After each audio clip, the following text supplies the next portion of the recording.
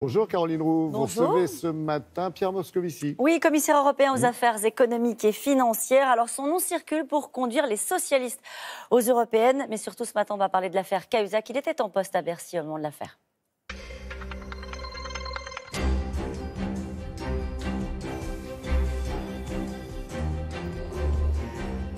Bonjour Pierre Moscovici. Bonjour.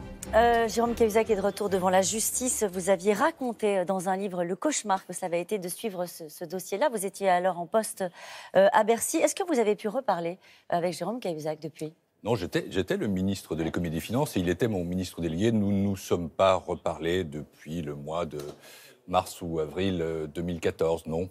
Et vous gardez quoi comme souvenir de cette affaire-là quand vous le voyez de nouveau devant la justice ? Est-ce qu'il vous arrive par exemple d'avoir de la compassion pour cet homme qui tente d'échapper à la prison ? Écoutez, je ne veux pas commenter une affaire de justice, en aucun cas et aucune affaire. C'est pas ce que je vous demande là. Et donc il doit, lui, s'expliquer devant les juges de son pays. Ce qui est certain, c'est qu'il y a eu de sa part une espèce de double personnalité, qu'il a menti les yeux dans les yeux à tout le monde, au président de la République, au Premier ministre, à son ministre, aux Français.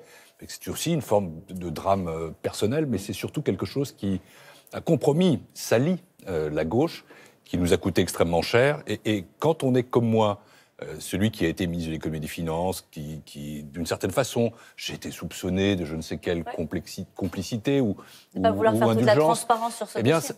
La seule chose que j'en ai tirée, je laisse ces aspects de côté, c'est que ça m'a motivé pour que de telles situations ne puissent jamais se représenter. Je suis aujourd'hui commissaire européen chargé de la fiscalité, et c'est vrai que, je ne dirais pas l'acharnement, mais l'investissement que je mets dans la lutte contre la fraude et l'évasion fiscale, ça ne vient pas de là, mais je dirais que ça l'a renforcé. Et je suis devenu, encore plus depuis, un adepte de la transparence. Je pense qu'en matière de lutte contre la fraude et l'évasion fiscale, ce qui est important, c'est justement qu'il y ait de la transparence, qu'il y ait de la circulation d'informations. Je vais prendre un exemple. Que s'était-il passé là ? Il y avait un compte en Suisse, le fameux compte en Suisse ou compte au Luxembourg. Bon, très bien. On ne pouvait pas savoir qu'il y avait un compte en Suisse à l'époque. Quand l'administration fiscale française demandait au fisc suisse « y a-t-il eu un compte en Suisse ?», on ne pouvait pas répondre, ou alors on répondait... Aujourd'hui, c'est plus simple que ça. Si quiconque a un compte en Suisse, il y a ce qu'on appelle l'échange automatique d'informations, c'est-à-dire que instantanément, on le sait. Et donc, le secret bancaire, c'est fini. Et ça, c'est quelque chose que j'ai tenu à faire. Et le jour où a été signée la convention entre l'Union européenne et la Suisse, mais aussi avec le Liechtenstein, avec Saint-Marin, avec Andorre, avec Monaco, il n'y a plus aujourd'hui de secret bancaire en Europe. Je suis très fier de ça. Et c'est vrai que ça m'a enseigné une chose, tout ça, c'est que la confiance, c'est bien, mais qu'il vaut mieux des mécanismes qui permettent de lutter de manière acharnée contre ces phénomènes. Alors l'Europe a décidé, c'était le 23 janvier, de sortir 8 pays de la liste noire des paradis fiscaux. On avait mis du temps pour la faire, cette liste noire des paradis fiscaux. On a sorti 8 pays. Qu'est-ce qu'ils ont fait pour mériter ça ? Alors les pays, c'est par exemple Samoa, Trinidad et Tobago, Bahreïn, j'en passe. Si vous me donnez 30 secondes, je vais essayer d'expliquer. Avant de les sortir, on les y a mis. Oui. Et ça, il faut s'en réjouir parce que c'est la première fois dans l'histoire qu'il y a une liste noire européenne de paradis fiscaux. Il n'y en avait jamais eu jusque-là et je l'ai proposé. Bon, ensuite, les ministres des Finances ont décidé d'en sortir 8. Pourquoi ? Parce qu'ils ont pris des engagements de revoir des législations fiscales qui ne correspondaient pas aux standards internationaux. Je prends le cas d'un pays emblématique, le Panama. Le Panama a une législation sur les machines à sous. Le président du Panama, que j'ai eu l'occasion de voir à Davos il y a quelques semaines, s'est engagé en 2018 à le faire. Donc, qu'est-ce qui s'est-il passé ? Ils sont passés d'une liste noire à la liste grise de pays qui sont des pays qui doivent prendre des engagements. Que se passe-t-il ? Le pays tient l'engagement, il sort de toute liste. Le pays ne tient pas son engagement, il repasse sur la liste noire. Donc ils ont tenu leurs engagements ? Non, ils ont pris un engagement. Et donc, à nous de les tenir. Mais je voudrais faire ici 2 propositions pour crédibiliser le processus. Toujours dans la transparence. Première chose, je demande au ministre des Finances, je suis obstiné là-dessus, c'est à eux de le faire, de rendre public et transparent tous les engagements pris. Que vous, les journalistes, que les ONG, que les parlementaires, que les citoyens puissent le savoir.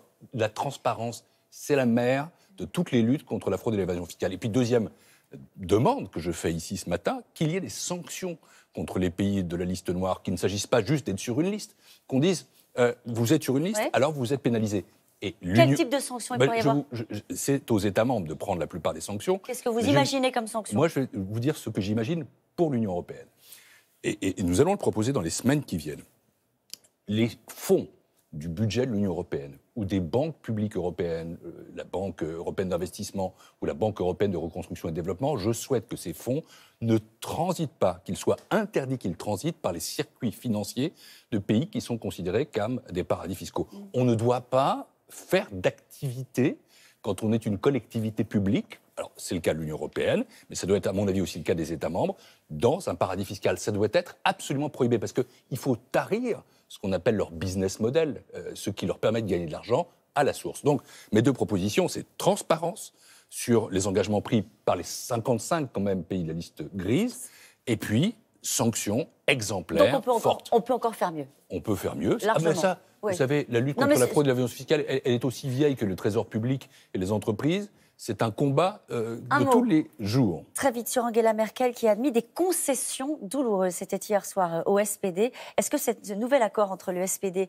et le parti d'Angela Merkel va permettre d'avancer plus vite sur un sujet qui vous tient à cœur aussi, la réforme de la zone euro, qui est également voulue par le président Macron? On parle de budget de la zone euro, on parle de Fonds monétaire européen, on parle de ministre de la zone euro. Est-ce qu'il y a un de ces sujets qui, grâce à cet accord, peut avancer plus vite?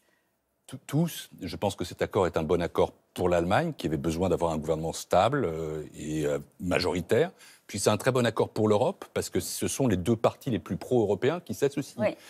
Et de surcroît, il y a un phénomène, ou plutôt un événement nouveau, c'est que le ministre des Finances ne sera plus un conservateur comme Wolfgang Schäuble, qui est un homme remarquable, mais quand même très conservateur, mais un social-démocrate, qui regardera avec, je pense, plus d'intelligence les politiques budgétaires des autres États membres et qui sera prêt aussi à des avancées sur la zone euro. Oui, il y aura des convergences sur tous ces sujets. J'espère tous. Le ministre des Finances de la zone euro, on en a besoin. Un budget de la zone euro, on en a besoin. Un parlement de la zone euro, on en a besoin.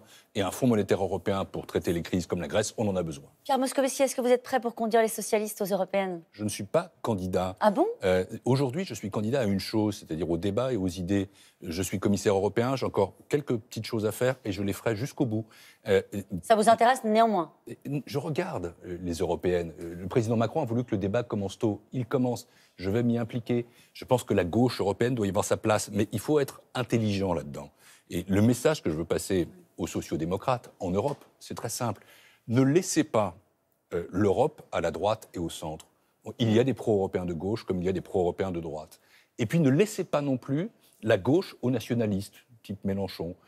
Il faut être à la fois totalement social-démocrate, totalement progressiste et totalement européen. Ça, c'est macroniste sur la question européenne, non?